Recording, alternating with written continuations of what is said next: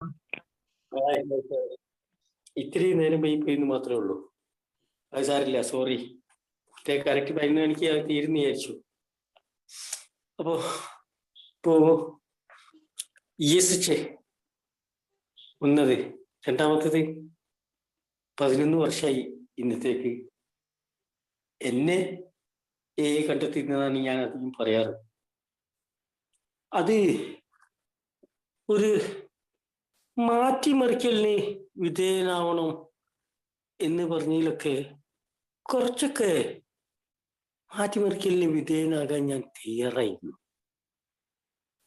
ആ തയ്യാറാകലിൽ തന്നെ രണ്ട് ഭാഗങ്ങളുണ്ട്. അത് ഞാൻ ആദ്യം വെറുതെ ഒന്ന് സൂചിപ്പിച്ചതാണ്. അപ്പൊ ഞാൻ ആ ഒരു രീതിയിലാണ് ഇന്നും അന്നും ആ കയറി വന്ന സമയത്തും ഇന്ന് ഇതുവരെയും ആ ഒരു രീതിയിൽ തന്നെയാണ് ഞാൻ ആ രീതിയിലാണ് കാണാൻ ഇഷ്ടപ്പെടുന്നതും, അല്ലെങ്കിൽ എൻ്റെ യാത്ര അങ്ങനെ ആയിരിക്കണമെന്ന് ഞാൻ ആഗ്രഹിച്ചതും. കാരണം ചില സ്വന്തമായിട്ടുള്ള ഒരു ഇഷ്ടങ്ങളെ വല്ലാതെ താലോലിച്ച് നടന്ന മനുഷ്യനായിരുന്നു ഞാൻ. ആ ഒരു ഇതും കൂടി ഒരു മുൻകൂറായിട്ട് പറയണം. ഒന്നാമത്തത്, ഞാൻ വളർന്നു വന്ന അല്ലെങ്കിൽ എൻ്റെ വളർച്ച രീതി എന്ന് പറഞ്ഞാല്, ഞാൻ എൻ്റെ ഫാമിലിയില് 15ാമനായിട്ടാണ് ഞാൻ ജനിച്ചത്. അന്ന് ആ 15ാമനായിട്ട് ഞാൻ ജനിക്കുമ്പോ തന്നെ 6 പേരുകളോട്ടോ ലാസ്റ്റ് ഞാനൊക്കെ എനിക്ക് എൻ്റെ താഴെ ഒരു കുട്ടി ഉണ്ടായിരുന്നു. നമുക്ക് അതും മരിച്ചു പോയിരുന്നത്. അതിൻ്റെ മരിച്ചു 10 ദിവസം കഴിഞ്ഞപ്പോഴോ എൻ്റെ ഫാദറും മരിച്ചു പോയിട്ടുണ്ട്. അപ്പോൾ ഒരു ഫാദറിനൊന്നും കണ്ടിട്ടൊന്നല്ല ഞാൻ വളരുന്നത്. ഞാൻ ആ ഒരു ചെറുപ്പക്കാരിലായാലും എനിക്ക് ഒന്നും അറിയില്ല. ഞാൻ എന്ത് ചോദിച്ചാലും കരഞ്ഞാലും എനിക്ക് കിട്ടുമായിരുന്നു. എൻ്റെ കൂടെയുള്ള ബാക്കിയുള്ളവർക്കൊന്നും കിട്ടിയില്ലെങ്കിലും എനിക്ക് കിട്ടുമായിരുന്നു. പക്ഷെ അതൊരു തരം സഹതാപത്തിന്റെ കെയർ ഓഫിലാണെന്നുള്ളതും എനിക്കന്ന് മനസ്സിലായി. ഞാൻ വിചാരിക്കും എൻ്റെ ആ ദാർഷ്ട്യം കൊണ്ടും എൻ്റെ ആ പവർ കൊണ്ടാണ് എനിക്കത് കിട്ടുന്നുള്ളത്. ഒന്നാമത്തത്, ആ ചെറുപ്പത്തിലെ വാപ്പ മരിച്ചു എന്നുള്ളൊരു ലെവലില്. വാപ്പയ്ക്കാണെങ്കിലും അത്യാവശ്യം ഇപ്പൊ കോഴിക്കോട് വലിയങ്ങാടിനൊക്കെ സംബന്ധിച്ചിട്ട് നല്ലൊരു സമ്പന്നനായിട്ട് തന്നെയാണ് വാപ്പന്റെ മരണമൊക്കെ. ആ സമയത്തൊക്കെ തന്നെ 2 കടയുണ്ട്, ഹോട്ടലുണ്ട്, ഒരു ഇതൊക്കെ ഉണ്ട്. അപ്പൊ അതുകൊണ്ട് നമ്മളെയൊക്കെ അന്ന് ഓട്ടോറിക്ഷ ഒന്നുമില്ല, സൈക്കിൾ റിക്ഷയിലായിരുന്നു സ്കൂളിലേക്ക് കൊണ്ടായത്. സ്കൂളിന്റെ അടുത്ത് തന്നെ ആയിരുന്നു ഒരു ഹോട്ടലുള്ളത്, കുറച്ച് വലിയ ഹോട്ടല് സ്കൂളിന്റെ അടുത്ത് തന്നെ ആയിരുന്നു. അപ്പോ ഒരു എന്താ പറയാ, ചില ആളുകളൊക്കെ മുതലാളി വരുന്നുണ്ടല്ലോ, മുതലാളി വരുന്നില്ല, ചെറുപ്പത്തിലെ എന്നെ വിളിക്കുകയും. കാരണം ഒന്നില്ല, പിന്നെ പാപ്പ മരിച്ചു, അമ്മാവനാണ് പിന്നെ ഹോട്ടൽ നോക്കി നടത്തുന്നത് എന്നുള്ളതിൽ. ഇതിൽ തന്നെ 2 ആൺകുട്ടികളായിരുന്നു. എൻ്റെ ജ്യേഷ്ഠന് ഏകദേശം ഞാൻ 4ാം ക്ലാസ്സിൽ പഠിക്കുമ്പോഴേക്കും ഈ ഗൾഫിലേക്ക് അദ്ദേഹം പോയിട്ടുണ്ട്. അത് അന്ന് പാസ്പോർട്ടും വിസയൊന്നും ഇല്ല. ഒരു ലിബേപ്പൂരിന് ഒരു ഉണ്ടാവും. അവർക്ക് അന്ന് 600 രൂപ കൊടുത്താൽ അവർ കൊണ്ടുപോകും. അപ്പൊ കുറച്ച് വെള്ളമൊക്കെ സ്റ്റോക്ക് ചെയ്ത് എന്തോ 1-2 ഡ്രസ്സൊക്കെ ഒന്ന് ഇതാണ്, എന്തോ ഒരു പൊതി മാതിരിയാക്കിയിട്ടാണ് അദ്ദേഹം ഗൾഫിലേക്ക് പോയത്.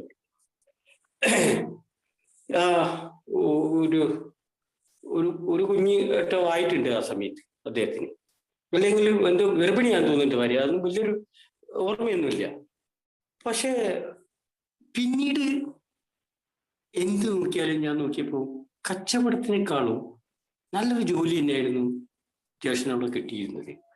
അപ്പൊ അതുകൊണ്ട് അന്നത്തെ കാലത്തൊക്കെ ആരെങ്കിലും ഒന്ന് വിദേശത്തുള്ളവരുണ്ട്, അല്ലെങ്കിൽ വിദേശത്ത് നിന്ന് എന്തെങ്കിലും സാധനമൊക്കെ വരുന്നതൊക്കെ വലിയ കാര്യം തന്നെയായിരുന്നു. കാരണം എനിക്ക് ഓർമ്മയുണ്ട്, പിന്നെ ഗൾഫിലെത്തിയിട്ട് ശേഷം 4.5 വർഷം കഴിഞ്ഞതിന് ശേഷമാണ് വരാൻ കഴിഞ്ഞത്.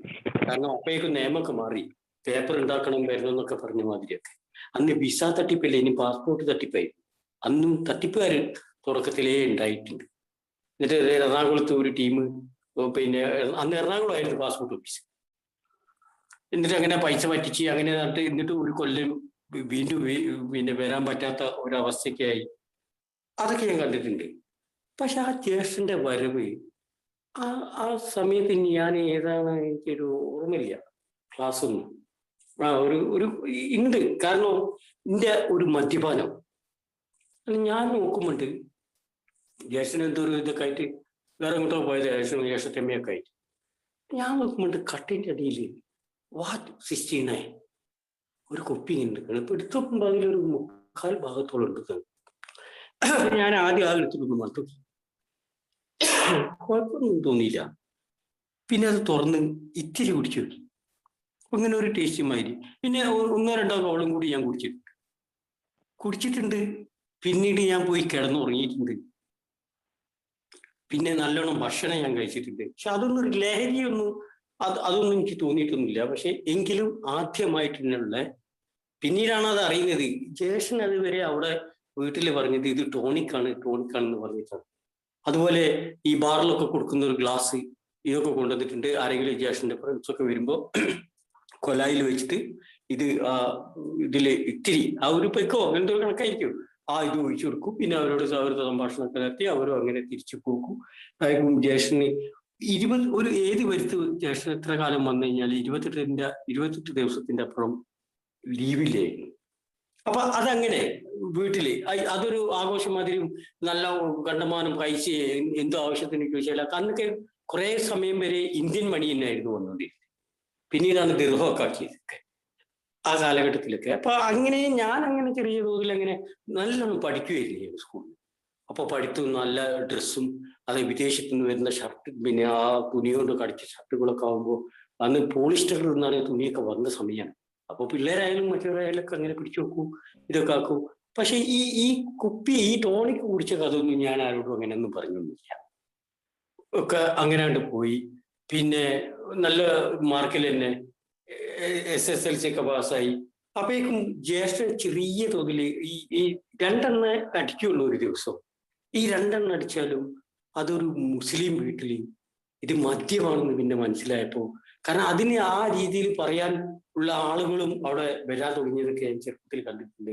ജ്യേഷ്ഠമ്മന്റെ കരച്ചിലൊക്കെ കണ്ടിട്ടുണ്ട്. എത്ര പറഞ്ഞാലും കേൾക്കൂല, അതങ്ങനെ ആയിപ്പോയി, അതൊരു ഇതാണെന്ന് ഡോക്ടറെ അടുത്തൊക്കെ പോയപ്പോ പറഞ്ഞാൽ അത് അങ്ങനെ ആയിക്കോട്ടെ 2 അല്ലേ എന്നൊക്കെ പറഞ്ഞിട്ടൊക്കെ. പക്ഷേ ഈ 2 അടിക്കുന്നവരായ മദ്യത്തിന് ഇയാൾക്ക് ഒന്ന് ചിന്തിച്ചിട്ടാണ് കേട്ടോ മനസ്സിലാവുന്നത്. മദ്യത്തിനൊരു സ്വഭാവമുണ്ട്. മദ്യത്തിന് ഒരു വല്ലാതെ സ്വാർത്ഥനാക്കി മാറ്റും. ആ സ്വാർത്ഥത ഉള്ളിൽ എത്ര സ്നേഹം ഉണ്ടെങ്കിലും അത് പ്രകടിപ്പിക്കാൻ കഴിയാത്ത വല്ലാത്തൊരു അവസ്ഥയിലേക്ക് എത്തും. കാരണം സ്നേഹം ഇങ്ങോട്ട് വരുമ്പോഴും നീ കുടിക്കരുത് എന്ന് പറയുമ്പോൾ നമ്മൾ കുടിക്കാതിരിക്കണം. അതാണ് അനുസരണം. അതല്ലാത്തൊരു എത്ര കാലം പറയും. അപ്പൊ അങ്ങനെ പതിയെ ജ്യേഷ്ഠൻ ആ ഫാമിലിയിൽ നിന്ന് അങ്ങനെ ഇങ്ങോട്ട് പതുക്കെ വിട്ടുപോയി, വേറെ സ്വന്തമായിട്ട് പോയി. പിന്നെ നമ്മൾ തന്നെ കുറച്ച് പിള്ളേരും ഹോട്ടലിന്റെ വരുമാനവും അതൊക്കെ ആയിട്ട് തന്നെ നമ്മളൊരു ലൈഫ് ഒരു പഴയ ഒരു രീതിയിലായി. പക്ഷെ എന്നാലും ഉമ്മക്ക് എന്തോ കൊണ്ടു കൊടുക്കുമായിരുന്നു. അത് ഉമ്മ തന്നെ ചിലപ്പായിട്ട് ആരാണോ കൂടുതൽ കഷ്ടപ്പെടുന്നത് എന്നുള്ള രീതിയിൽ ആ പൈസക്കൊക്കെ അങ്ങനെ തന്നെ ആയിരുന്നു. എന്നാലും ഭക്ഷണത്തിനൊന്നും ഒരിക്കലും ബുദ്ധിമുട്ടൊന്നും ഉണ്ടായിട്ടില്ല. ഈ സമയത്ത് പിന്നെ ഞാൻ SLC പാസ്സാകുമ്പോൾ പിന്നെ ഞാൻ കോളേജിലേക്ക് പോകുന്നു. കോളേജിലൊക്കെ എത്തുന്നു. അവിടെയൊക്കെ കലാപ്രവർത്തനങ്ങളും മറ്റുള്ള പ്രവർത്തനങ്ങളൊക്കെ ആയിട്ട് തന്നെ വളരെ ഭംഗിയായിട്ട് പോയിക്കൊണ്ടിരുന്നു സുഹൃത്തുക്കളെ. പക്ഷേ ഒരു ഡാൻസ് പ്രോഗ്രാമിന് ചെന്നപ്പോൾ ആ സ്റ്റേജ് ക്ലാസ്സിൽ കിട്ടിയ റമ്മാണെന്ന് പറഞ്ഞ് പിന്നെ അറിയുന്നേ ആ സാധനം ഞാനെന്ന ആ മനുഷ്യനെ, അതായത് ഈ ഒറ്റപ്പെട്ടിട്ടും ലെവലായിട്ടും ഇങ്ങനെ മാറി മാറി നിന്ന് ജീവിച്ച എന്നെ വല്ലാതെ അങ്ങോട്ടു എന്താണ് പറയാ, ഇത് എത്രത്തോളം മറ്റുള്ളവരറിയാതെ ഈ സാധനം യൂസ് ചെയ്യാൻ കഴിയും. ആ സ്വകാര്യതകളൊക്കെ ഞാൻ വളരെ ഭംഗിയായിട്ട് കൊണ്ടുവരുന്നിട്ടുണ്ട്. അത് അന്നൊക്കെ ഒരു ടേസ്റ്റ് ഒരളവ് അതിൽ അപ്പുറമൊന്നും പോകാനും കഴിയില്ല, ഓവറായിട്ട് കുടിച്ചൊന്നും കൂടി വിടാനൊന്നും കഴിയില്ലല്ലോ. പക്ഷെ എന്നും ഞാൻ ഈ മദ്യത്തിനോടുള്ള ഒരു ഗ്യാപ്പ്, കുടിക്കാനുള്ള ഗ്യാപ്പ് എവിടെ കിട്ടും? അതിന്റെ കമ്പനികൾ എൻ്റെ ലൈഫേ പിന്നെ ആ ഒരു രീതിയിലായി മാറിപ്പോയി, ആ ഒരു സെറ്റിങ്ങിലായിപ്പോയി. പിന്നെ ആണെങ്കിൽ ഒരു ട്രാൻസ്പോർട്ട് കമ്പനിയിൽ ജോലി കിട്ടി, അതിലും നല്ലോണം തിളങ്ങാനും കഴിഞ്ഞ് നല്ലോണം വരുമാനം ഉണ്ടാക്കാനും കഴിഞ്ഞു. പിന്നീട് ഇങ്ങനെ കുറേയൊക്കെ ചിന്തിച്ചപ്പോൾ അത് വല്ലാതെ ഒരു പറ്റിക്കൽ മാതിരിയുള്ള ഒരു പണമായിട്ട് തോന്നി. ആരോ എന്തോ ഒരിക്കല് സംസാരിച്ചപ്പോഴൊക്കെ എന്നാ പിന്നെ അങ്ങനത്തെ വേണ്ടെന്ന് വിചാരിച്ചിട്ട് വേറെ ഒരു ഹിന്ദുസ്ഥാൻ ലിവറിന്റെ ഒരു ഇന്റർവ്യൂ ഉണ്ട് നടക്കുന്ന ഒരേ സാധനങ്ങൾ വിറ്റഴിക്കാനുള്ള ഒരു എന്താ ഒരു എന്റർപ്രൈസസിന്റെ ഇതിലാണ്. അതിൽ ചെന്ന് ആ ഇന്റർവ്യൂ പാസ്സായി. അങ്ങനെ അവര് ആ വീൽ സോപ്പും പൊടിയൊക്കെ ഇറങ്ങിയ സമയമാണ് കേരളത്തിൽ. അതൊക്കെ കോഴിക്കോട് വളരെ ഭംഗിയായിട്ട് ഞാൻ സെയിൽ ചെയ്ത് നടന്നിട്ടുണ്ട്. നല്ലോണം കമ്മീഷനിലായാലും ഇതിലായാലും ഒക്കെ. പിന്നെ പണം ഉണ്ടായിട്ടുണ്ടായിരുന്നു. എങ്ങനെയായാലും പണം എൻ്റെ കയ്യിൽ നിന്ന് ഒഴിഞ്ഞു വീട്ടിൽ. ഈ വർക്ക് നടക്കുമ്പോൾ ഈ മദ്യത്തിനായിട്ട് ഞാൻ ഇത്തിരി പൈസ എപ്പോഴും മാറ്റി വെച്ചിരുന്നു. പിന്നീട് ഒരു എന്താ പെരുമ്പിലാവിലുള്ള അൻസാർ ഇംഗ്ലീഷ് മീഡിയം സ്കൂളിൽ അവിടെ ഒരു പർച്ചേസ് മാനേജിങ്ങും മെസ് മാനേജിങ്ങും മൊത്തത്തിൽ ഈ ഒരു ഇതൊക്കെ ആയിട്ടുള്ള ഒരു വേക്കൻസി വന്നപ്പോൾ അതിലേക്കും പാഞ്ഞു കയറി. അവിടെ നിന്നാണ് ഈ വിസ വരുന്നതും ഗൾഫിലേക്ക് പോകുന്നതൊക്കെ. പക്ഷെ ആ ഗൾഫിലെത്തിയോട് കൂടിയിട്ട് അതെനിക്കൊരു ദുബായ് അതൊരു വല്ലാത്തൊരു ലോകം. അവിടെ ആർക്കും അതൊരു വല്ലാത്തൊരു ബിസിനസ്സാണ്, ഒരു വ്യവസായ നഗരമാണ്. അതിൻ്റെ രീതിയിലാണ് അവിടെ എല്ലാം സെറ്റാക്കി വെച്ചിട്ടുള്ളത്. അപ്പോ ഈ ഒരു മനുഷ്യനെ ആനന്ദിക്കാനുള്ള എല്ലാ വകുപ്പുകളും അവിടെ തരംതിരിച്ചിട്ടുണ്ട്. രാജ്യങ്ങളായിട്ട് തന്നെ തരംതിരിച്ചിട്ട് തന്നെ അവിടുത്തെ ആ പണങ്ങൾ കൊണ്ടുപോകുന്നതൊക്കെ. ഇതില് ഒരു ശ്രീലങ്കൻ ചാരായം എന്ന് പറഞ്ഞിട്ടൊരു ഐറ്റം വരാണ് അവിടെ. ശരിക്കും അതിനൊക്കെ ഞാൻ വല്ലാതെ അഡിക്റ്റായി പോയിരുന്നാണ് എനിക്ക് തോന്നുന്നത്. അത് എത്ര ഉറുപ്പിയായാലും ഞാൻ വാങ്ങുമായിരുന്നു. അതൊക്കെ എൻ്റെ ആ മായാലോകത്തിലുള്ള ആ സഞ്ചാരത്തിലേക്ക് അങ്ങനെ പോയിന്ന് മാത്രം. അത് ഒരിക്കലേ ഭാര്യനെ അങ്ങോട്ട് കൊണ്ടുപോകേണ്ട ഒരു പ്രശ്നം. അപ്പൊ മകന്റെ എന്തോ ഒരു പാസ്പോർട്ടിന് എന്തോ ഒരു പ്രശ്നം. അപ്പൊ അന്ന് നമ്മൾ ജുമൈര ആ ബീച്ചിൽ വെച്ചിട്ട് എന്റെ എന്തോ മോശമായുള്ള ഒരു വർത്താനോ മറ്റുള്ളതായപ്പോ ഞാൻ കാണുന്നത് അതാണ്, കേൾക്കുന്നതും ചെവിയിൽ. അവൾ വല്ലാതെ കരഞ്ഞു. പക്ഷെ അന്ന് ഞാൻ ചിന്തിച്ചു, ഇതെന്ത് വല്ലാത്ത ഈ ഒരവസ്ഥ എന്നൊക്കെയുള്ള ഒരു വല്ലാത്തൊരു തോന്നലുണ്ടായിരുന്നു. അതായത് എന്തോ വല്ലാത്തൊരു അഭിമാനം വീണ മാതിരിയോ അല്ലെങ്കിൽ എന്നിലുള്ള ഒരു വിശ്വാസമൊക്കെ നഷ്ടപ്പെട്ട മാതിരിയുള്ള ഒരു കരച്ചിലൊക്കെ മാതിരിയായിരുന്നു എനിക്കത് തോന്നിയതൊക്കെ. ഇതെന്താ ഞാൻ ഇങ്ങനെ? അപ്പോഴൊക്കെ ഞാൻ വല്ലാത്തൊരവസ്ഥയിലായി പോയിരുന്നു. എൻ്റെ കുടിയൊക്കെ ഒന്നും മനസ്സിലാവാത്തൊരു രീതിയിലൊക്കെ ആയി പോയിട്ടുണ്ടായിരുന്നു സുഹൃത്തുക്കളെ. എന്താ ചെയ്യുക? കാരണം അങ്ങനെയായിരുന്നു കുടിച്ചുകൊണ്ടിരുന്നത്. അതിനുള്ള ലക്കും, അതായത് എനിക്കൊന്നുമില്ല, ഗൾഫിൽ മദ്യത്തിന് വേണ്ടിയിട്ട് ഞാൻ ഓവറായിട്ട് പൈസ ഉണ്ടാക്കിയിട്ടില്ല, വല്ല ചെലവാക്കേണ്ടി വന്നിട്ടില്ല. കാരണം മദ്യം എനിക്ക് അതും ദൈവം അവിടെ ഒരു ഫ്രീ ലെവലിൽ എത്തിച്ചു തന്നെ. അതിനുള്ളൊരു അവസരം ഉണ്ടായി. ഒരു ഡ്യൂട്ടി ഫ്രീ ഷാപ്പ്, അവരെ ആ മദ്യം കൈകാര്യം ചെയ്യുന്ന ആ ടീമിനോടുള്ള ആ പഴയ ഒരു ഹിന്ദി ഗാനം കേട്ട ആ ഒരു പരിചയം, ആ ഒരു സംഭാഷണം, അത് അവരേക്ക് ആ സ്നേഹത്തിൽ അടുപ്പിക്കലും. പിന്നെ അവർക്ക് എൻ്റെ കമ്പനിയിൽ ഞാൻ ജോലി ചെയ്യുന്ന കാരണം ഞാൻ സ്റ്റോർ കീപ്പറായി. അപ്പൊ ഫുഡിന്റെ ഇതൊക്കെ എല്ലാം കൈകാര്യം ചെയ്യേണ്ടത് സ്റ്റോർ കീപ്പറിനായതുകൊണ്ട് ഭക്ഷണം ലീവിലുള്ള ആൾക്കാരെയും മറ്റുള്ള പുറത്തു പോയ ആൾക്കാരെയും ഒക്കെ ആ ഭക്ഷണം ഇവർക്ക് ഞാൻ എത്തിച്ചു കൊടുക്കും, മദ്യം ഇങ്ങോട്ട് വാങ്ങും. ആ കളി ഞാൻ കളിച്ചു അവിടെ കുറച്ചൊക്കെ. പക്ഷെ അതൊന്നും ഒരു തെറ്റാണ്, ഒരു ലെവലാണെന്നൊന്നും തോന്നിയില്ല. എനിക്കറിയില്ല അത് എങ്ങനെയാണ് ഒരു മദ്യാസക്തന്റെ ഈ മദ്യം വയറ്റിലേക്ക് എത്തിക്കാനുള്ള ഒരു മൈൻഡ് എങ്ങനെയാണ് ഉണ്ടാകുക. ആ രീതിയിൽ തന്നെ ഞാൻ വളരെ ഭംഗിയായിട്ട് പ്രവർത്തിച്ചിട്ടുള്ളൂ. പിന്നെ ചെയ്യുന്ന ജോലിയാണെങ്കിൽ അതും വല്ലാത്തൊരു രസം. ശമ്പളത്തിനേക്കാളും കൂടുതൽ ഡബിൾ ആയിട്ട് കിട്ടുന്ന കിമ്പളം. കാരണം അത് ഓരോരോ പാർട്ടി ഓരോ സാധനങ്ങൾ കൊണ്ടുവരുമ്പോൾ അതിൻ്റെ ആ രീതിയിൽ അതവിടെ കുറച്ച് ടീമും ഉണ്ട് അതിനായിട്ടൊക്കെ. ഇത്ര ശതമാനം വെച്ചിട്ട് പറഞ്ഞിട്ട് അവിടെയുള്ള മെയിനായിട്ട് ഒരു ഫോർമാൻ വരെ അതിൽ ഇൻക്ലൂഡിങ് ആയിട്ട് തന്നെയാണ് ആ ഇതിൽ പോയത്. അതിൽ സ്റ്റോർ കീപ്പർക്കും ഒരു ഭാഗം ആ സൈൻ ചെയ്ത് കൊടുക്കുന്നതിൽ, അല്ലെങ്കിൽ ആ പേപ്പർ വന്ന് അത് സ്വീകരിക്കുന്നതിൽ, അല്ലെങ്കിൽ അത് ഏർപ്പാടാക്കി കൊടുക്കുന്നതിൽ, അങ്ങനെയും കുറെ പൈസ.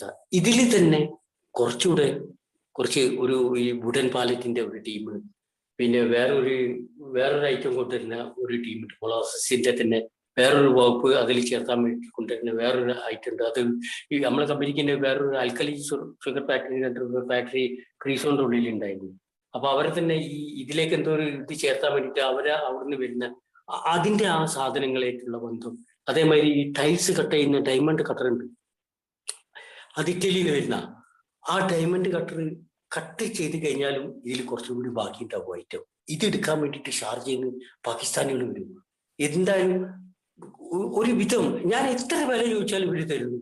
അപ്പൊ ഞാൻ എത്ര വില കൂട്ടിയാലും ഇവര് തരുന്നു. ഇത് സ്റ്റോർ ഡിപ്പാർട്ട്മെന്റ് വെറുതെ ട്രാൻസ്പോർട്ടിലേക്ക് പോകുന്ന സാധനമാണ്. അപ്പൊ ഞാൻ അത് മാറ്റി വെക്കൽ തുടങ്ങി. ആ പാകിസ്ഥാനികൾ പണിക്കാരെയും മറ്റൊക്കെ വിളിച്ചിട്ട് അങ്ങനെ ഒരു സൈഡിൽ അങ്ങനെ മാറ്റി വെച്ചിട്ട് അതൊക്കെ ഒരു കെട്ട് ദൃഹമാണ് കയ്യിൽ വരിക. ഇതൊക്കെ ഞാൻ എന്ത് ചെയ്തു, ആ മദ്യത്തിന് വേണ്ടിയിട്ട് മാത്രം, അല്ലെങ്കിൽ ആ ഒരു ലോകത്തിലായിപ്പോയി സുഹൃത്തുക്കളെ. അതിനൊക്കെയുള്ള എല്ലാ സൗകര്യങ്ങളുള്ള നാടായിരുന്നു. പിന്നെ കുറെ പഴയ കാലത്തെ ആ പഴയ നാട്ടിലുള്ള കുറെ ടീമുകൾ അവിടെ അവരായിട്ടുള്ള പഴയ കാലങ്ങൾ പറയലും സംഗീത സദസ്സുണ്ടാക്കലും പാട്ടും കച്ചേരിയും കൂട്ടും ഒക്കെ ആയിട്ട് വ്യാഴാഴ്ച ഉച്ചക്ക് പണി കഴിഞ്ഞാൽ പിന്നെ അവിടെ തിരിച്ചെത്തല് കാറില് ശനിയാഴ്ച രാവിലെയാണ്. അത് ചിലപ്പോ കമ്പനീന്റെ വണ്ടി പോകാനൊക്കെ ഒരു 15 മിനിറ്റോ 10 മിനിറ്റ് ഉണ്ടാവുള്ളൂ. എന്നാ ആ 10 മിനിറ്റ് അപ്പൊ ഞാൻ കുളിച്ച് റൂം അവിടെയും ദുബായിൽ സിറ്റിയിൽ ഒരു റൂം എടുത്തു. ഇത് ജബലലി എന്തിലുമാണ് നമ്മളെ ആ കമ്പനി ഉള്ളത്. എന്തെന്നായാലും ഇവിടൊക്കെ ദൈവം ആ സമയത്ത് തന്നുകൊണ്ടിരുന്ന പണം ഞാനിവിടെ വിവരമില്ലാതെ ഈ മദ്യത്തിന് വേണ്ടി മാത്രം ഞാനത് മിസ്യൂസ് ചെയ്യായിരുന്നു. പിന്നെ ഏല വന്നപ്പോ തന്നെയാണ് ആ ഒരു ഇതൊക്കെ കണ്ടത്. പക്ഷെ എന്നെ അറിയുന്നവരും എൻ്റെ അവിടെയുള്ള ആ വളർത്തി മറ്റുള്ളതൊക്കെ കണ്ടവരൊക്കെ വിചാരിക്കും ഞാൻ ഇവാനത് ഈ രീതിയിലായിട്ടുണ്ടാവും എന്നൊക്കെ. കാരണം പ്രത്യേകിച്ച് ആ ഒരു ലീവിന് തിരിച്ചു വന്നപ്പോ ഒരു ഹുണ്ടി പോണ്ട ഒരു ടീമേറ്റ് നാട്ടിൽ തന്നെ അതൊന്ന് പരിചയപ്പെടാനിടയായപ്പോൾ കൂടി പിന്നീട് പണത്തിന്റെ ഒരു തലം മുതൽ, അതായത് അബുദാബിയിൽ നിന്ന് തുടങ്ങുകയാണെങ്കിൽ അബുദാബി റാസൽ കൈമ വരെ മുൽക്കൊയും വരെ ഈ കോളിങ്ങിന്റെ ഓരോരുത്തർ എത്ര റുപ്യ നിങ്ങൾക്ക് എന്നുള്ള ആ കണ്ടീഷനിൽ വെച്ചിട്ടുള്ള പണം, ഇത് ആഴ്ചക്കൊരു ദിവസം ഈ ഒരു യാത്ര നടത്തണം ഈ പിരിവിന് വേണ്ടിയിട്ടൊക്കെ. അതൊക്കെ ഞാൻ നോക്കുന്നുണ്ട്. കാറിനൊക്കെ വരുമ്പോൾ കെട്ടക്കണക്കിന് ദൃഹം ഉണ്ടാവുന്നിരുന്നു. പക്ഷെ ബാങ്ക് വൈക്ക് അയച്ചാൽ അതൊരു ബുദ്ധിമുട്ടാകുന്നത്. ആ ഉണ്ടി വൈക്കായിരുന്നു അതൊക്കെ അയച്ചുകൊണ്ടിരുന്നത്. ഈ ഇതന്നെ ഒരു പേരാമ്പ്ര കുറ്റ്യാടി ഭാഗത്ത് താമസിക്കുന്ന ഒരുത്തനായിരുന്നു. അവനൊരു ഹോട്ടൽ ജീവനക്കാരനാണെങ്കിലും അവൻ ഈ ഉണ്ടി പണത്തിന്റെ ഏജൻസി ആയിരുന്നു. അപ്പൊ അവനെ പിടിച്ചിട്ടാണ് അവൻ അയച്ചുകൊണ്ടിരുന്നത്. അപ്പൊ ഒരിക്കല് ഞാൻ നാട്ടിലെത്തിയപ്പോ തന്നെ ഞാൻ ഈ ഫുഡിന്റെ ഈ പരിപാടി തുടങ്ങിയപ്പോ പേരാമ്പ്രന്ന് ഒരിക്കലും ഇവൻ കണ്ടു എന്നെ. അവൻ പാഞ്ഞു വന്ന് കെട്ടിപ്പിടിച്ച് പിന്നെ ഇതാന്നൊക്കെ പറഞ്ഞപ്പോ ഞാൻ ആ സാധനം കൊടുത്തുകൊണ്ടിരിക്കുന്ന കടക്കാരൻ ചോദിച്ചു ആരാ ഇതെന്നറിയോ? ഇയാൾ ഒരൊറ്റ ആളാണ് ഞാൻ ഇത്ര ലക്ഷം വീട് വെച്ചിരുന്നത്. ഇയാളെ തന്ന ആ പൈസ കൊണ്ടുള്ള കമ്മീഷൻ മാത്രം ഊട്ടി പണയച്ച അതുകൊണ്ട് മാത്രമാണ് അങ്ങനെയാണ് ഇങ്ങനെയാണെന്നൊക്കെ പറയുമ്പോൾ മറ്റയാൾ എങ്ങനെ ചോദിച്ചു എന്താണ് അതെന്ന് ഞാൻ പറഞ്ഞാൽ അതൊക്കെ വെറുതെ പറയുന്നതെന്നൊക്കെ പറഞ്ഞിട്ടൊക്കെ ഞാൻ പോകുന്നൊക്കെ.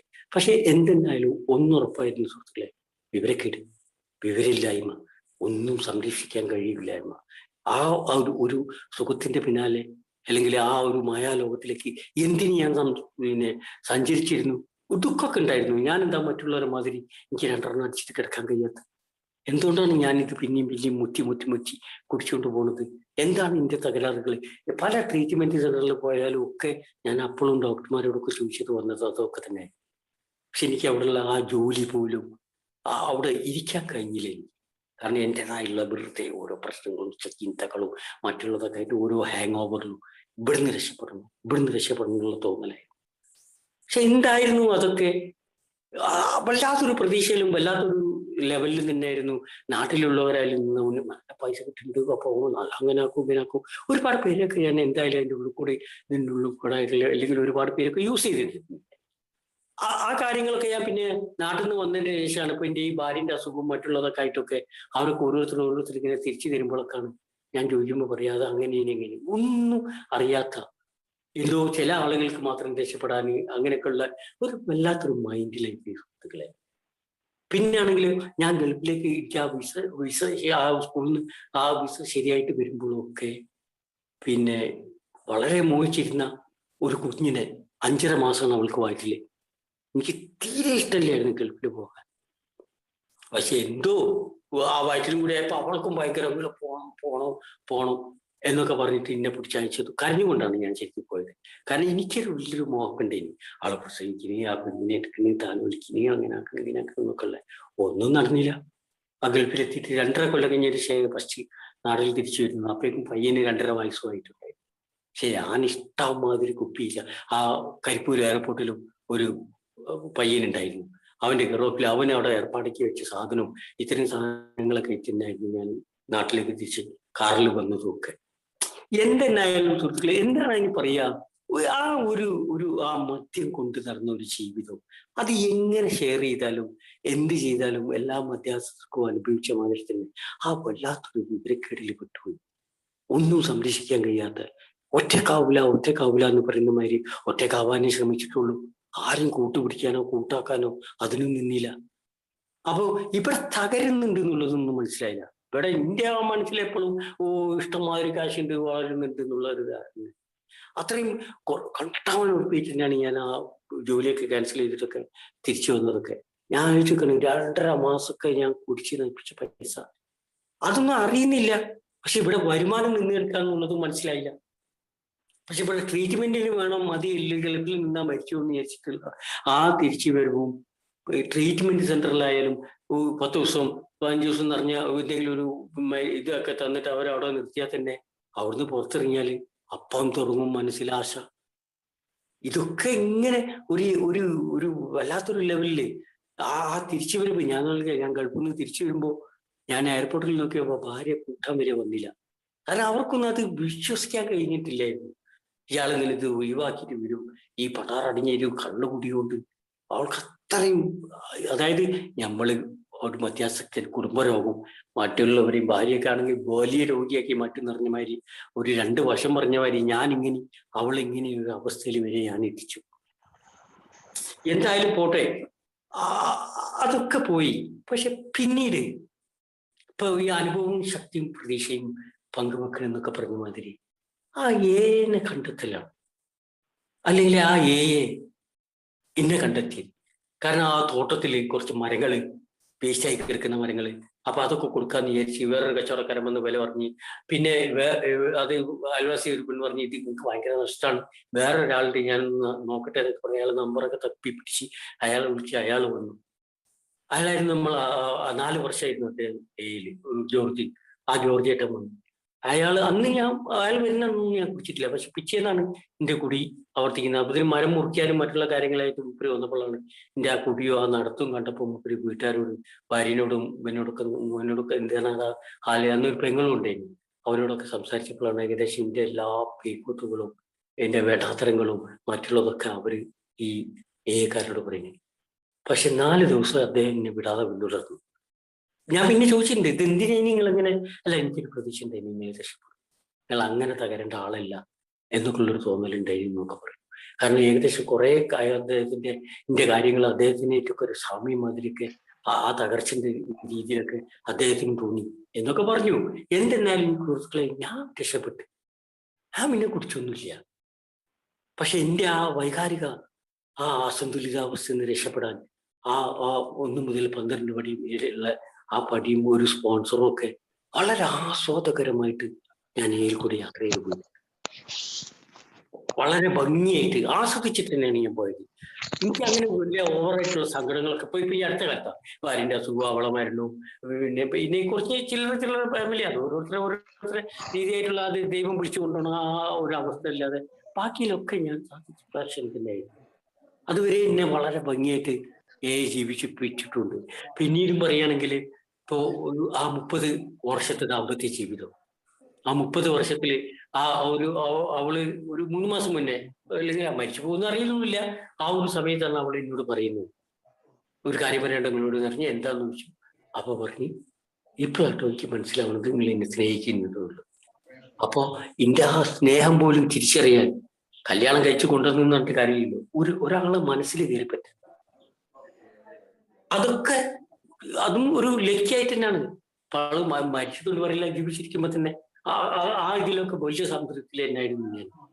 അപ്പൊ ഒരു സ്വീകാര്യത മറ്റുള്ളവരുടെ മനസ്സിലേക്ക് എത്തിക്കാൻ പറ്റിയ ഈ പ്രോഗ്രാമാണ് അതിനൊക്കെ സാധിച്ചത്. ഇന്ന് ഒരുവിധം ക്ലിയർ ആക്കിയതും കൊണ്ടുവന്നതും ഒക്കെ ഒരുപാട് ബന്ധങ്ങൾ പറയുന്ന ആ വ്യവസ്ഥയില്ലാത്ത സ്നേഹം എങ്ങനെയാ നോക്കിയാലും ആ ഒരു ബന്ധങ്ങള് ഒരുപാട് തലച്ചോറിന് ആ ബ്രെയിൻ ഡിസീസിനെ കുറെയൊക്കെ ക്ലിയർ ആക്കുന്നുണ്ട് ഒരുപാട് രീതിയിൽ. ഇപ്പൊ ആത്മീയമായിട്ടൊക്കെ ഒരുപാട് വളർന്നു എന്നൊന്നും ഞാൻ പറയാനൊന്നും പറ്റില്ല. പക്ഷെ ചില കാര്യങ്ങളൊക്കെ ടച്ച് ചെയ്ത് പോകുമ്പോഴൊക്കെ അതിലും ശരിയായ റൂട്ടാണ്. കാരണം മറ്റുള്ളവരുടെ സന്തോഷത്തെ എനിക്ക് എടുത്തണ്ട, നമ്മൾ ആ നോർമൽ ലൈഫിൽ തന്നെ പോയിക്കൊള്ളണം എന്നുള്ള വല്ലാത്തൊരു ആഗ്രഹമുണ്ട്. ആ ലെവലിലാണ് ജീവിതം ഇത്തരത്തിൽ മുന്നോട്ട് പോയതൊക്കെ. പിന്നീട് ഇനിയിപ്പോ 1-ാം പടി ചെയ്യുമ്പോഴും 2-ാം പടി ചെയ്യുമ്പോഴും ഓരോ പടിയിൽ ചെയ്യുമ്പോഴും ഇന്റെ ആ രോഗത്തെ ഭേദമാക്കാനുള്ള ആ ഒരു ഒരു ഒരു അല്ലെങ്കിൽ എന്നെ അതിൻ്റെതായുള്ള ഒരു കണ്ടീഷനിൽ പിടിച്ചു നിർത്താൻ ഒരുപാട് സഹായിച്ചു ആ സ്പോൺസർ. അല്ലെങ്കിൽ അദ്ദേഹം ആ രക്ഷപ്പെട്ട രീതിയിലായാലും അല്ലെങ്കിൽ ഒരു മറ്റൊരാൾ ഇത്തിരിയെങ്കിലും ഒന്ന് ശരിയാവട്ടെ എന്നുള്ള രീതിയിലൊക്കെ ഇവിടെയൊക്കെ ഒരു മാനസാന്തരം വന്നിട്ടുണ്ട്. അനുസരണ ജീവിതത്തിൽ പഠിച്ചപ്പോൾ തന്നെ മറ്റുള്ളവരുടെ ഇടയിൽ ഒരു ഇഷ്ടക്കാരനായി മാറി. അല്ലെങ്കിൽ പണ്ട് ആ മദ്യം എത്തുന്നതിന് മുമ്പുള്ള ഖലീൽ എങ്ങനെയായിരുന്നു, അല്ലെങ്കിൽ ഖലീലിന് എങ്ങനെയാണോ ഖലീലിന്റെ ഉമ്മ അതിന്റെ നല്ല സ്വഭാവങ്ങളും മറ്റുള്ളതും പറഞ്ഞ് വളർത്തിയത്, ഇതെവിടെയാണോ തകർന്നു പോയത്, അത്തരം കാര്യങ്ങളൊക്കെ വളരെ പതിയെ പതിയെ തിരിച്ചു വരാൻ തുടങ്ങിയപ്പോഴൊക്കെ ഭയങ്കര കൊതി വന്നു ജീവിക്കാൻ വേണ്ടി. ഏതൊക്കെ വല്ലാത്തൊരു ഇത് എന്തൊരു പദ്ധതി എന്നൊക്കെ ഉള്ള ഒരു രീതിയിലൊക്കെ കുറെ പഠിക്കാനൊക്കെ ശ്രമിച്ചു. എല്ലാം ഒരു പുറത്ത് നിന്ന് നോക്കുന്ന ഒരു മൈൻഡ്, അല്ലെങ്കിൽ ഒരു ഇതില് മറ്റുള്ളവരിൽ കൂടി കാണട്ടെ, അല്ലെങ്കിൽ അറിയട്ടെ, അല്ലെങ്കിൽ അന്വേഷിച്ചു വെറുതെ നിങ്ങൾക്ക് അങ്ങനെ ബോധ്യായോ, ഇങ്ങനെ ബോധ്യായോ, അതങ്ങനെയായിരുന്നു മാഷെ, ഇതിങ്ങനെയായിരുന്നോ എന്നൊക്കെ പറഞ്ഞിട്ടൊക്കെ ഇങ്ങനെ നടക്കാൻ നോക്കി. പക്ഷെ ഇതിലൊക്കെ എന്റെ കുടി മാറി നിന്ന് ഇവിടെ ഫാമിലിയിലായാലും മറ്റൊടത്തൊക്കെ അത്യാവശ്യം ഒരു മെച്ചപ്പെട്ട രീതിയിൽ വരാനും തുടങ്ങി. ശരിയായ റൂട്ട്. പിന്നെ ഫീലിംഗ് ഒക്കെ ഉണ്ട്, വേദനയൊക്കെ വരും. ഇത് കുറച്ചും കൂടി നേരത്തെ ആ ഏനെ കാണുകയാണെങ്കിലോ, എനിക്ക് ആ ദൈവം അത്രയും വരുമാനം തന്നുകൊണ്ടിരിക്കുന്ന സമയത്താണ് ഇനി എത്തിയാണെങ്കിലും. കാരണം ആ ദുബായിലൊക്കെ ഹോസ്പിറ്റലിലായാലും മറ്റുള്ളവർക്കായാലും ഒക്കെ പോയിട്ടുണ്ട്. പല രീതിയിലൊക്കെ എൻ്റെ അളിയന്മാരൊക്കെ അവിടെ തന്നെയാണ്, അവരൊക്കെ കൊണ്ടുപോയിട്ടുണ്ട് ഡോക്ടർക്കൊക്കെ. പക്ഷെ അന്നും ഇങ്ങനൊരു പ്രസ്ഥാനത്ത് എനിക്ക് അറിയാൻ കഴിഞ്ഞില്ലല്ലോ. പിന്നെ ഈ എൻ്റെ യാത്രയിൽ മനസ്സിലായി അതൊക്കെ ദൈവം തീരുമാനിച്ചിട്ടുണ്ടാവും. ഇന്ന കാറ്റഗറിയിൽ ഇന്ന ലെവലിൽ നീ ജീവിച്ചാൽ മതി എന്നൊക്കെ ഒരു ഇങ്ങനെ ആവും, അതൊക്കെ ഒരു അളവ് കൊടുത്തിട്ടുണ്ടാവും എന്നൊക്കെയുള്ളൊരു ഇതൊക്കെ ആ വലിയ ശക്തിയിൽ വിശ്വസിക്കുന്നത് കൊണ്ടാണ് ഞാനും പ്രഭുജും തമ്മിലുള്ള ആ ബന്ധം മനസ്സിലാക്കുന്നത്. എന്നിൽ എന്തൊക്കെയാണോ വിശ്വസ്തമായിട്ടുള്ളത്, എനിക്ക് എന്തൊക്കെയാണോ ചെയ്യാൻ കഴിയുക എന്നുള്ളതൊക്കെ. ഇപ്പോഴും പണം ആ ബിസിനസ് ചെയ്തിട്ടും മറ്റുള്ളതൊക്കെ ആയിട്ട് കിട്ടിയിട്ടുണ്ട്, കുറേ കിട്ടിയിട്ടുണ്ട്. ആ കിട്ടിയതൊക്കെ എങ്ങനെ ചെലവാക്കണം, എന്ത് ചെയ്യണം എന്നുള്ള ആ ഒരു അങ്കലാപ്പ് ആ സമയത്തും എനിക്കുണ്ടായിരുന്നു. പക്ഷെ അതിൽ ഞാൻ വളരെ ഭംഗിയായിട്ട് എൻ്റെ വൈഫിനെ, കാരണം അവളും രോഗിയിലാണ്, ശരിക്കും ഞാൻ എന്ന രോഗിയെ ഞാൻ അന്നെ ഏൽപ്പിക്കുന്നു. നമുക്ക് കുടുംബരോഗം എന്ന് പറയുന്നത് മകനെയും വിളിച്ചിരുത്തി നമുക്കൊരു കൂട്ടമായിട്ട് തന്നെ എന്തായാലും എനിക്കിത് ഒറ്റക്കൊന്നും ആവൂല. നീ അത്യാവശ്യം നല്ലൊരു വിവരമുള്ള കുട്ടിയാണ്, അത്യാവശ്യം കാര്യപ്രാപ്തി, ഒരുപാട് കാര്യങ്ങൾ മറ്റുള്ളവർ അവളെ കുടുംബമായാലും ചില എൻ്റെ കുടുംബങ്ങളൊക്കെ ആയാലൊക്കെ ഇവള് സംസാരിക്കുന്നതൊക്കെ കാണാം. ഇവൾക്ക് ഇങ്ങനെയൊക്കെയുള്ള ഇതൊന്നും എനിക്ക് കാണാൻ സാധിച്ചില്ലായിരുന്നു. ഒന്നാമത്തത് നല്ല പാചകം ചെയ്യുന്ന, നല്ല ടേസ്റ്റിലൊക്കെ പാചകം ചെയ്യുന്ന ആളുകളൊക്കെ അത്യാവശ്യം അതിൻ്റെ ആയിരിക്കും, പ്രവർത്തിക്കുന്നവർ ജീവിക്കും, ജീവൻ ഉണ്ടാവും. അവർ എന്ത് പറഞ്ഞാലും അതിന് ആ സത്യസന്ധതയൊക്കെ വല്ലാത്തൊരു വാല്യൂ ഉണ്ട്. അതൊന്നും തളർന്നു പോകുന്നില്ല എന്നുള്ളൊരു തോന്നലൊക്കെ അത്തരം രീതിയിൽ അവളെ കൊണ്ട് തന്നെ എനിക്ക് കിട്ടിയിട്ടുണ്ട്. ലൈഫിൽ തന്നെ കുറെ കാര്യങ്ങള് ഒരുപാട് ഹെൽപ്പ്. കാരണം ഇനി എൻ്റെ ഭർത്താവ് കുടിക്കരുത് അവൾ ആഗ്രഹിച്ചിട്ടുണ്ടാവും. കാരണം ഒരു ഭാര്യയും അവളെ ഭർത്താവും മറ്റുള്ളവരുടെ ഇടയിൽ നാണം കെടുന്നതും ഇൻസൾട്ട് ആവുന്നതും ഒരുതരം കോമാളി കളി കളിക്കുന്നതും ആരും ഇഷ്ടപ്പെടില്ല. അതൊന്നും അറിയില്ലായിരുന്നു. കളിക്കുന്നത് കോമാളി കളിയാണ്, ഇത് കളിക്കുന്നത് വഷളത്തിലാണ്, ഈ വായിന്ന് വരുന്നത് ഒരു മാതിരി ശരിയാണ്, അത് മറ്റുള്ളവരെ മനസ്സിലാഞ്ഞു തറക്കണമെന്നൊക്കെ ഒന്നും തോന്നിയിട്ടില്ല. കാരണം ഞാൻ എൻ്റെ ആ സമയത്ത് എന്തായിരുന്നോ അതങ്ങനെ ആയിട്ട് നിലനിൽക്കണം എന്നുള്ള ഒരു ലെവലിൽ തന്നെയായിരുന്നു. എൻ്റെ സുഖം, എൻ്റെ ലോകം, എൻ്റെ രീതി, അങ്ങനെയൊക്കെയുള്ള ഒരു വല്ലാത്തൊരു ചിന്താഗതികളൊക്കെ. എങ്കിലും ഞാൻ അറിയാതെ, അതാണ് അന്ന് ഫാമിലി മീറ്റിംഗ് നടന്നപ്പോ പറഞ്ഞേ, നീ അറിയാതെ തന്നെ ഒരുപാട് പൈസ എന്നിൽ നിന്ന് അവളറിഞ്ഞുകൊണ്ട് മാറ്റി വെച്ചിട്ടുണ്ടായിരുന്നു. അതുകൊണ്ടൊക്കെയാണ് പിന്നീട് ആ ജോലിയും ഇതൊക്കെ ഒഴിവാക്കി വന്നിട്ട് ജീവിക്കാൻ കഴിഞ്ഞ സുഹൃത്തുക്കളെ. അപ്പോഴൊക്കെ അതും ഞാൻ അറിയാതെ, അല്ലെങ്കിൽ അത് വലിച്ചത് കൊണ്ട് അതവിടെ ബാലൻസ് വന്നു. ഇല്ലാന്നുണ്ടെങ്കിൽ അതും ഞാൻ ഇപ്പോ വലിയൊരു ആഗ്രഹമൊക്കെ ഇനി ഏത് ചെറുപ്പത്തിലായാലും ഒക്കെ പിന്നെ ഒരു 5-6 ഹോട്ടലിലൊക്കെ താമസിക്കണം എന്നൊക്കെ. അതും കണ്ടമാനം ഉറുപ്പിനെ നഷ്ടപ്പെടുത്തിക്കൊണ്ട് അങ്ങനെ ഒരു 3 ഹോട്ടലിൽ പോയിട്ട് താമസിച്ചിട്ട് എന്തെങ്കിലും കമ്പനീന്റെ എന്തെങ്കിലും ആളാണ്. വെറുതെ ഒരു ഒരു ഒരു വിവരമില്ലാത്ത ഓരോ ആഗ്രഹങ്ങൾ കൊണ്ടൊക്കെ അതും ഒരുപാട് കാലത്തിന് അങ്ങനെ നശിപ്പിച്ചിട്ടൊക്കെ തന്നെ മുന്നോട്ട് പോയി. ആരെ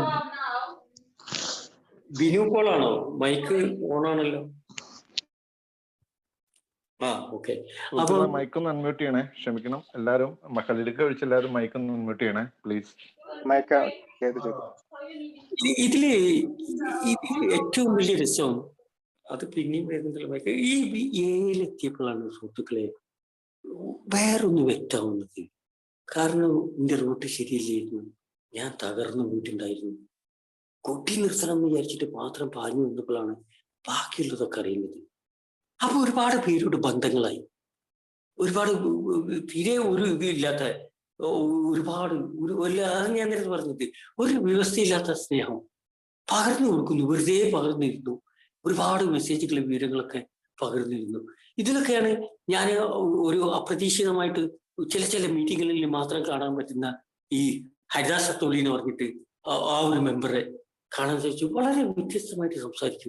അപ്പൊ അതൊക്കെ വല്ലാതൊരു എൻ്റെ ആ വൈകാരിക പ്രശ്നത്തിൽ നിന്നൊക്കെ രക്ഷപ്പെടാനൊക്കെ എനിക്ക് ചില വാക്കുകളൊക്കെ അദ്ദേഹത്തിൽ നിന്ന് മാത്രമൊക്കെ കേൾക്കുന്നത്. അതിൻ്റെ അദ്ദേഹം മാത്രം ഒരു കാര്യം മാറി നിന്ന് സംസാരിക്കുന്നു എന്നൊക്കെ. പക്ഷെ ഈ ഓൺലൈൻ പരിപാടി തുടങ്ങിയപ്പോൾ പല ലെവലിൽ ഞാൻ അദ്ദേഹത്തെ അന്വേഷിച്ചു, എനിക്ക് കിട്ടിയില്ല.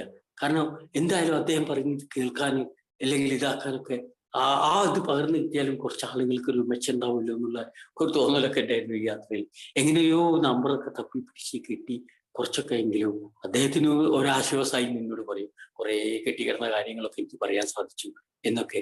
എന്തെന്നായാലും അതിൽ നിന്ന് തന്നെ വേറൊരു രീതിയിൽ കുറച്ച് ഏന്റെ ആളുകൾ വേർതിരിഞ്ഞ് വന്നിട്ട് ഇപ്പൊ അങ്ങനെ ഒരു മീറ്റിംഗ് ഇവിടെ നടക്കുന്നുണ്ട്. അത് അത്രയോ അവർക്ക് മാത്രമായിട്ട് മെസ്സേജ് ചെയ്തിട്ട് അവർ മാത്രം അതിലൊരു സംതൃപ്തി, ആത്മീയതനി മറ്റുള്ള കാര്യങ്ങളൊക്കെ ഒരു ചെറിയ വല്ലാത്തൊരു അതിലും ഒരു അഡിക്റ്റ് ആയി പോയി മാതിരി. അതിലൊരു ദിവസം കയറിയില്ലെങ്കിൽ വല്ലാത്തൊരു ഫീൽ, അല്ലെങ്കിൽ അത് കേട്ടിട്ടില്ല ഇത് കേട്ടില്ല, അല്ലെ വളർച്ചന്റെ ഇതൊക്കെ വളർച്ചന്റെ ഭാഗമായിട്ട് തിരഞ്ഞെടുക്കാൻ സാധിച്ചു. ഇതൊക്കെ കൊണ്ടുതന്നത് തന്നെയാണ് ദൈവം. എല്ലാ രീതിയിലും ഇപ്പൊ എന്നെ സഹായിക്കുന്നുണ്ട്, സഹകരിക്കുന്നുള്ളത് അറിയാം. കാരണം എൻ്റെ ആ സ്വബോധം നിലനിർത്താൻ ഞാൻ വല്ലാതെ ഉത്തരവാദിത്തപ്പെട്ടവനാണെന്ന് എനിക്കറിയില്ല.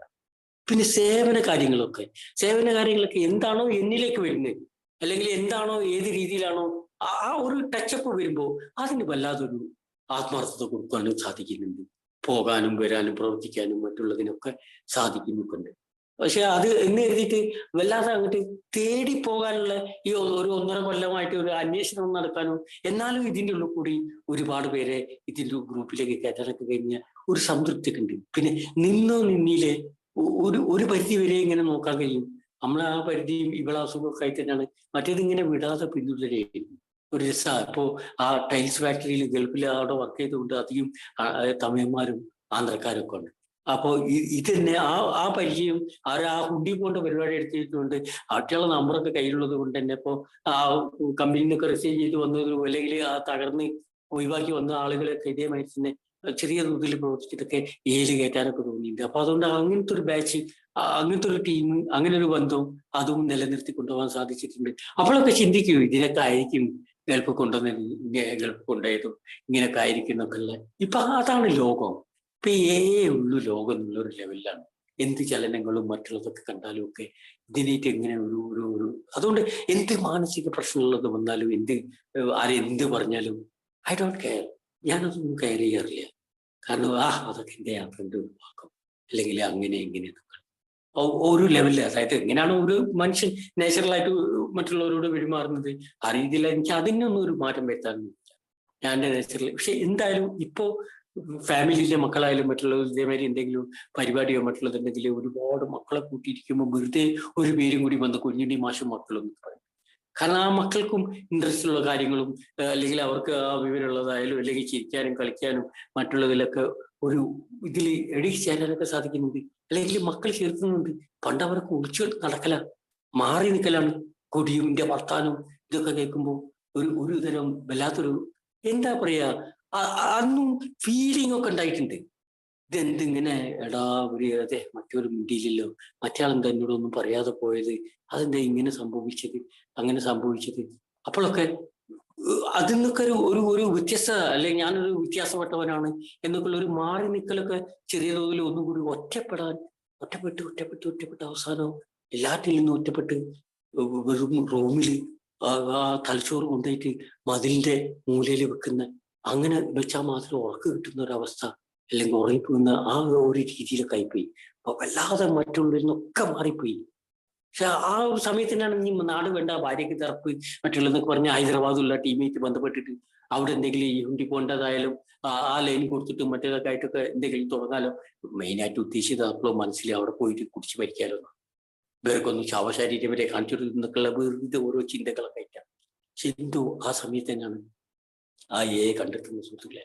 ഇതിനൊന്നും എത്ര നന്ദി പറഞ്ഞാലും മതിയാവില്ല. കാരണം എനിക്ക് ഇന്നും വളരെ വ്യക്തമായിട്ട് അറിയാം, എൻ്റെ മകൻ അവന്റെ ഭാഗ്യമായിരിക്കും ചിലപ്പോൾ അവന് ആ ഒരു അച്ഛനെ കിട്ടാനുള്ള, അല്ലെങ്കിൽ അവൻ ദൈവത്തിന്റെ തീരുമാനങ്ങളായിരിക്കും എനിക്ക് തോന്നുന്നു. ചിലപ്പോൾ ഇങ്ങനെ തോന്നും, ഇവൾക്ക് ഒരു 10 വർഷമെങ്കിലും 10 വർഷം ഈ നല്ലൊരു ഇതായിട്ട് ജീവിക്കാനായിരിക്കാം അത് തോന്നും. ചിലപ്പോൾ എനിക്ക് തോന്നുന്നു എൻ്റെ ഉമ്മന്റെ ആ പ്രാർത്ഥന ആയിരിക്കും, പാവം എൻ്റെ മോൻ രക്ഷപ്പെടട്ടെ എന്നൊക്കെ ഉള്ളതായിരിക്കാം. എല്ലാം അങ്ങനെയാണ് ഇങ്ങനെയാണെന്ന് തോന്നുന്നതിനൊക്കെ എല്ലാത്തിലും എനിക്ക് ചേർത്താൻ വേണ്ടി സാധിച്ചു. അതൊക്കെ അതിൽ ഇല്ല. കുറച്ച് മാറി നിന്ന് കഴിഞ്ഞാല്, അല്ലെങ്കിൽ മാറി നിന്ന് കഴിഞ്ഞാൽ ഉടനെ സുഹൃത്തുക്കളെ ആ പഴയ ചിന്തകളും മറ്റുള്ളതും, അല്ലെങ്കിൽ ആ പഴയ ഒരു മനുഷ്യനായിട്ട് തന്നെ മാറിപ്പോകുന്നു. അതെന്താണ് അതിന്റെ മാജിക് എന്നിട്ടോ എനിക്ക് ഒരു ലെവലിൽ മനസ്സിലാവുന്നില്ല. ഇതുണ്ടെങ്കിൽ ഓക്കെ, ഇതില്ല ഇല്ല. ആ കള്ളുള്ള കാലത്തുള്ള മാതിരി തന്നെ കള്ള് ഇല്ലേ ഡെസ്പായി ഇതായിട്ട് മാറും.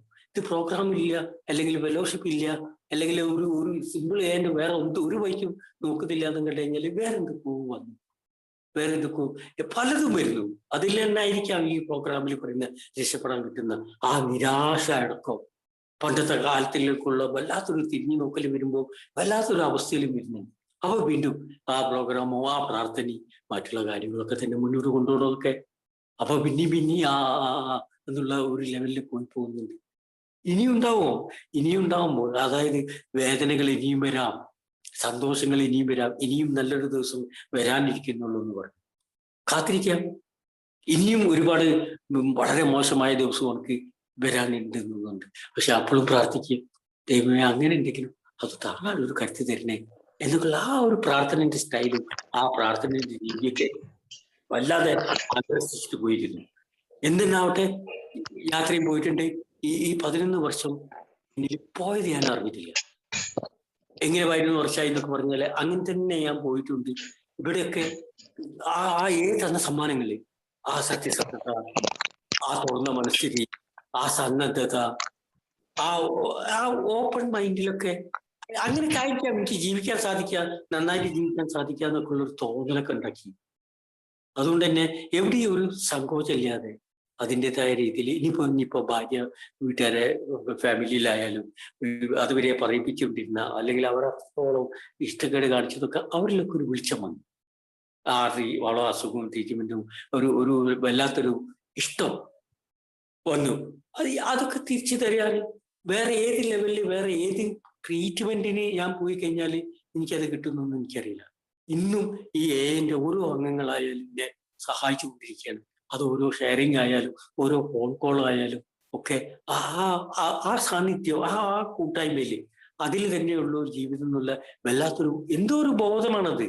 ഇനി അതും വേറെ ആരെങ്കിലും പുറത്തുള്ള ഒരാളോട് സംസാരിച്ചാൽ അതും എൻ്റെ മാനസിക രോഗമാണ്, നിങ്ങളൊക്കെ മാനസിക രോഗികളാന്ന് 12-ാം മണിക്ക് പോയി പറഞ്ഞ മാതിരി അതും അതാണോ അവസ്ഥ എന്നുള്ളത് ചിലപ്പോൾ ചിന്തിക്കാറുണ്ട്. ഇപ്പൊ ഇന്ന് തന്നെ പിന്നെ ഇന്നത്തെ ഈ ഒറ്റ ദിവസം തന്നെ ഇന്ന് 14-ാമത്തെ മീറ്റിംഗ് ആണ്. അപ്പോൾ ഞാൻ ഒരാളോട് പറഞ്ഞു, ഈ കണ്ടമാനം ഈ ആശംസയും ഇതൊക്കെ ഇങ്ങനെ വാങ്ങി നടക്കുന്നത് അതും ബോറന്നല്ലേ? കണ്ടമാനം എൻ്റെ സമയം എന്തിനാണ് ഇങ്ങനെ കവരുന്നത്? ഒരു ഇത്ര വർഷമായി വിചാരിച്ചിട്ട് എന്താ ഇത് വലിയ കാര്യമാണോ എന്നൊക്കെ ഞാൻ ചോദിച്ചിട്ടുണ്ട്. അപ്പൊ അതൊക്കെ നടക്കൂ. ആ ലെവലിലൊന്നും പോകണ്ട തിങ്കിങ്. അപ്പൊ തിങ്കിങ് എന്നാണ് പ്രശ്നം? വേറൊന്നുമില്ല എന്ന് മനസ്സിലായി. അതുകൊണ്ട് അതും പ്രാർത്ഥിക്കുന്നുണ്ട്. അത് രാവിലെ ആയാലും രാത്രി ആയാലും വെറുതെ പ്രാർത്ഥിക്കും. രാത്രി നല്ല സ്വപ്നം കാണിക്കുന്നുണ്ടോ? സ്വപ്നങ്ങളൊന്നും ഇപ്പൊ കാണലില്ല. കാരണം ബ്രെയിനൊക്കെ അതിൻ്റെ ആ കണ്ടീഷനിലല്ലേ ഓപ്പൺ ആയിട്ട് അല്ല എന്തെങ്കിലും വേറെ ഏതെങ്കിലും സ്വപ്നങ്ങൾ കണ്ടാൽ അതൊന്നും ഓർമ്മയിൽ നിൽക്കാത്ത അവസ്ഥയൊക്കെയാണ്. അല്ലെങ്കിൽ പണ്ടൊക്കെ ഒരുപാട് പേടിപ്പിക്കുന്ന സ്വപ്നങ്ങൾ, മേലോട്ട് മുന്നിൽ താഴോട്ട് ഇടുന്നു, അങ്ങനെ എങ്ങനെ എന്നുള്ള എങ്ങനെയൊക്കെയാണോ ശരീരം ആ മദ്യത്തിനൊക്കെ മെയിൻറ്റെയിൻ ചെയ്ത് കൊണ്ടുപോയത്, ഒരു ഭ്രാന്തനൊന്നും വല്ലാതെ ഭ്രാന്തനാക്കാതെ പാവം ആ ശരീരം ഒരുപാട് എൻ്റെ ശരീരം കഷ്ടപ്പെട്ടിട്ടുണ്ടാവും. അതും ഞാൻ ഒരു സ്ഥലത്ത് നിന്ന് കേട്ടു.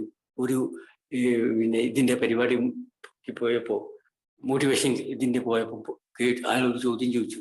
അന്ന് കുറെ പേരുണ്ട്. ആ ഇതിൽ ചെന്നപ്പോ അയാൾ ചോദിച്ചു, ആരാണ് നിങ്ങളെ ആദ്യം മുതൽ അവസാനം വരെ നിങ്ങളെ ജീവിത പങ്കാളി എന്ന് ചോദിച്ചു. അപ്പൊ ഓരോരുത്തർ അച്ഛനാണ്, അമ്മയാണ്, ഭാര്യയാണ്, മറ്റു കുട്ടികളായിരിക്കും, അത് അവസാനം കഴിഞ്ഞു. അതിങ്ങനെ ഒന്നല്ലല്ലോ, ഇങ്ങനെ പലതുണ്ടല്ലോ എന്നൊക്കെ പറഞ്ഞപ്പോ അദ്ദേഹം ആരും ആൻസർ പറഞ്ഞില്ല. എനിക്കൊന്നും പറയാനും കഴിഞ്ഞില്ല. ഞാനും നിന്നു അവിടെ ഇരുന്നു വെറുതെ. അപ്പൊ അയാൾ പറഞ്ഞു, നിങ്ങളെ ജീവിത പങ്കാളി നിങ്ങൾ തന്നെയാണ്. നിങ്ങളെ ജനനം മുതൽ മരണം വരെ നിങ്ങളെ കൊണ്ടെടുക്കുന്നത്. അതൊക്കെ ആ ക്ലാസ്സിൽ നിന്നൊക്കെ കേട്ടതൊക്കെ വല്ലാതെ ഒന്നുകൂടെ എന്നെ ആ ശുചീകരണ പ്രക്രിയയിലേക്ക് കൊണ്ടുവരാനൊക്കെ ഒരുപാട് വാക്കുകൾക്ക് പണ്ടും ഇതൊക്കെ കേട്ടിട്ടുണ്ടാവും. എവിടുന്നെങ്കിലൊക്കെ വെള്ളടിച്ചാൽ എറിഞ്ഞാൽ ഏരിയയിലൊക്കെ അത് തലേന്ന് അങ്ങോട്ട് മാഞ്ഞു പോയിട്ടുണ്ടാവും. ഈ ഏരിയയിൽ വന്നിട്ടുള്ള യാത്രയിലും ചിലതൊക്കെ ഇങ്ങനെ കുറെ കേൾക്കും, പക്ഷെ തല പിടിച്ചെടുക്കുക. ഇതെന്താ ഇതിങ്ങനെ മാഞ്ഞു പോണ്, ഇതെന്താ പ്രശ്നം എന്ന് പറഞ്ഞ് അതിനും ഞാൻ വൈദ്യശാസ്ത്രത്തിന്റെ സഹായം നേടിയിട്ടുണ്ട്. അതും എൻ്റെ സ്പോൺസർ എന്ന് പറഞ്ഞപ്പോ അതിനൊക്കെ മരുന്നുണ്ട്, എല്ലാറ്റിനും ഉണ്ട് ട്രീറ്റ്മെന്റ്. ഒരുമാതിരി കാര്യത്തിൽ പോകാൻ ഇന്നതാണ് നമുക്ക് ഇങ്ങനെയാണ് സംഭവിക്കുന്നത് നീ പറഞ്ഞു നോക്ക്, അവരാ മരുന്ന്.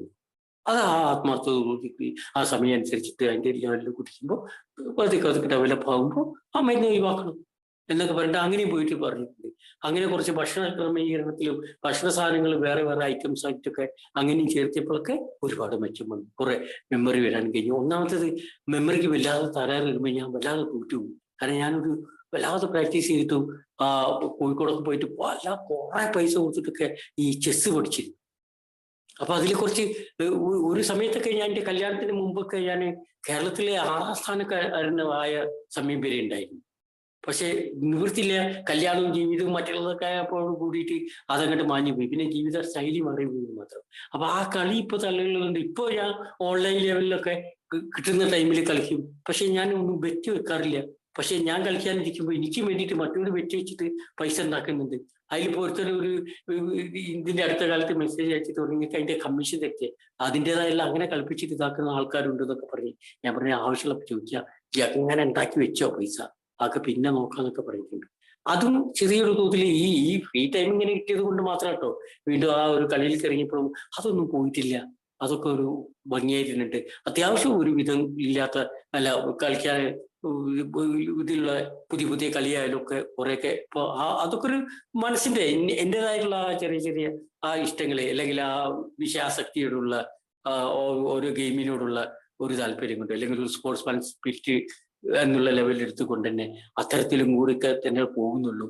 ഇനി വൈഫ് മരിച്ചു, ഇതായി, വീട് കൂട്ടി, ഇനിയിപ്പോ കൊറോണ കഴിഞ്ഞ് കൊറോണയും വന്ന് വൈറൽ ഫീവറൊക്കെ വന്ന് ഇപ്പൊ ഏകദേശം ബോഡി ഒന്ന് പെർഫെക്റ്റ് ആയിട്ട് വരുന്നു. ശേഷം മെലിഞ്ഞു പോയിട്ടുണ്ടായിരുന്നു, വെയിറ്റ് ഒക്കെ കുറഞ്ഞു വരുന്നു. അതൊക്കെ നിങ്ങൾ കുറച്ചും കൂടി മെയിൻ ചെയ്തിട്ട് ഇപ്പൊ കുരാച്ചുള്ള വീട് പൂട്ടിയിട്ട് വീട് ഇപ്പോൾ ചെറിയ വർക്കുകളും മറ്റുള്ളതൊക്കെ നടത്തിയിട്ട് തൽക്കാലമെങ്കിലും വന്ന് താമസിക്കുന്ന ഒരു രീതിയിലാക്കിക്കൊണ്ടിരിക്കുന്നുണ്ട്. അവിടെ ഒരാൾ നിന്നിട്ട് അതിങ്ങനെ ചെയ്തുകൊണ്ടിരിക്കുന്നുണ്ട്. അപ്പൊ എന്തായാലും അടുത്ത് തന്നെ അങ്ങോട്ട് മാറാനുള്ളൊരു സിസ്റ്റമാണ്. പക്ഷെ അവിടെ പോയാൽ ഒന്നും എനിക്കറിയാം, റേഞ്ച് വളരെ വീക്കാണ്. പിന്നെ എന്തോ ഒരു വേറെന്തോന്ന് പറഞ്ഞു ജോർജേറ്റെ വൈഫൈൻ്റെ എന്തെങ്കിലും ആകുമ്പോൾ വീണ്ടും ഏകദേശം ആ ഒരു കണ്ടീഷനില്ല. അതിനെ വീണ്ടും വിടാതെ കാരണം കുറച്ചു കാലം കൂടി കൊറോണ പോകും എന്നൊക്കെ പറയുന്നുണ്ട്. എന്തെന്നാലും അത് ഒന്നും കൂടി ഇങ്ങനെ സെറ്റാക്കിയിട്ട് ഇനി ആ രീതിയിലേക്ക് ചിന്തകൾ മാറി ആ ലെവലിൽ ജീവിച്ചു പോകണം എന്നൊക്കെയുള്ള ഒരു ആശയം തന്നെയാണ് ഈ 11 വർഷം എത്തിയിട്ടുള്ള എൻ്റെ ആ തുടക്കം മുതലുള്ള ലാസ്റ്റ് വരെ ഞാൻ ഇത്രത്തൊക്കെ തന്നെ എനിക്ക് പറയാനുള്ളൂ. ഓക്കെ, എല്ലാവർക്കും സുഖത്തിന്റെ ആളുകളുണ്ട്. എനിക്കിങ്ങനെ ഇത്രയും സമയം തന്നെ ലൈഫിൽ തന്നെ ആദ്യമായിട്ടായിരിക്കും, അല്ലെങ്കിൽ എൻ്റെ ജീവിതത്തിൽ ആദ്യമായിട്ടായിരിക്കും ഇത്ര നേരം സംസാരിക്കുന്നത്. കാരണം മറ്റേതിങ്ങനെ സംസാരിച്ചു തുടങ്ങാൻ നിൽക്കില്ല. ഇത് അങ്ങാടിയിൽ കച്ചറ ഉണ്ടാക്കണ മാതിരി വെല്ലുവിളിക്കുന്ന മാതിരിയാ. കുടിച്ച് ആകെ പൊക്കി തേറ്റി അതാക്കിക്കാളും അങ്ങാടി ഇതാക്കി അങ്ങനെ ആക്കും ഇങ്ങനെയൊക്കെ ഇത് ഒമ്പം വന്നാലും അവരോടും വെല്ലുവിളിച്ചിട്ട്. പക്ഷെ മനസ്സിലൊറ്റ പ്രാർത്ഥന ആയിരിക്കും, ആരെങ്കിലും ഒന്ന് പിടിച്ചു മാറ്റണേ, ആരെങ്കിലും ഒന്ന് വിളിക്കണേ എന്നുള്ള. അതുപോലെ തന്നെ ആയിരുന്നു ചിലപ്പോൾ ചില സമയത്തൊക്കെ ഷെയർ ചെയ്യുമ്പോഴൊക്കെ ആരെങ്കിലും ഒന്ന് പിടിച്ചു മാറ്റണേ നിർത്താത്ത ഒരു ചില ഇതൊക്കെ വീക്കിങ്സ് ഒക്കെ വന്നിരുന്നു. എന്നാലും ഇപ്പോഴൊക്കെ കുറച്ച് കണ്ടീഷനിൽ ഒരു ഇത്ര ടൈം വെച്ചിട്ട് മതി, ഇങ്ങനെ സംസാരിച്ചാൽ മതി എന്നൊക്കെ പറയുമ്പോൾ ഇപ്പൊ നമ്മളെ ഇതിൽ തന്നെ പറയൂ, പെട്ടെന്നൊരു നിർത്തലാണ് നിങ്ങൾ ഇങ്ങനെ ഷെയറിങ് ഇങ്ങനെ ചെയ്തിട്ട് ഒരൊറ്റ ഇത്രയൊക്കെ തന്നെ ഉള്ളൂ മതിയിട്ടോ എന്നൊക്കെ പറയുന്നതൊക്കെ അത് ആ സമയത്ത് ആഗ്രഹിച്ചുകൊണ്ടാണ്. പക്ഷെ ഇന്ന് ഇത്രയും സ്വതന്ത്രമായിട്ട് വളരെ സംസാരിച്ച് ഈ ഗ്രൂപ്പിന്റെ എല്ലാവർക്കും വളരെയധികം നന്ദി പറയുന്നുണ്ട്. ഇതിന്റെ ആ സന്തോഷവും ഞാൻ അറിയിക്കാണ്. ഓക്കെ, എല്ലാവർക്കും സുബോധത്തിന് നാളുകളിൽ നിന്നുകൊണ്ട് സുബോധം ഇങ്ങനത്തെ നിലക്കെട്ടെന്ന് പറയുമ്പോൾ ഞാൻ എൻ്റെ ആ 12ാം വർഷത്തെ ഇത് ഭംഗിയായിട്ട് സമർപ്പിക്കുന്നു. Okay, thanks.